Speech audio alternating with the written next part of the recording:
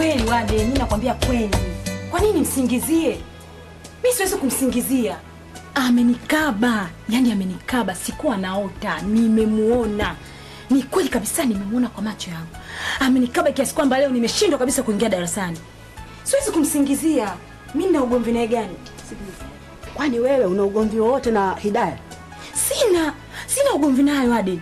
Unataka kuniambia Wade, ufahamu kuhusu habari ya uchawi iliyozagaa kuhusu Hidaya? Kama Hidaya ni mchawi.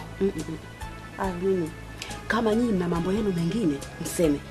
Lakini mambo ya uchawi hapa chuoni hayapo kabisa. Lazima mtuambie tujue. Marahaba. Ndiyo nimekuita. Pana mashtaka hapa. Wenzio wanalalamika kwamba wewe na mambo ya ushirikina. Mimi? Wewe ndio. Una hakika gani kama mshirikina? Sikiliza Hidaya. Kama kweli hiyo tabia unayo, achana nayo kabisa.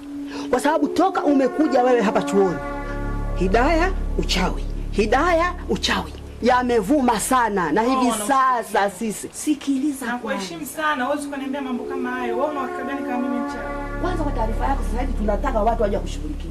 Wanishughulikia unavyojisikia, lakini mimi sio mchawi. Nionyesheni ushahidi wa mimi mchawi.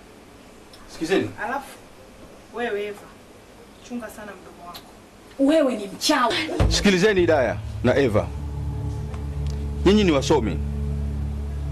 Mnategemea kwamba mtakuwa wastaarabu. Taifa linawategemea sana nyinyi. Sasa hivi vitu vya ushirikina vya kijiji msivilete hapa. Mnasikia? Tokeni nje.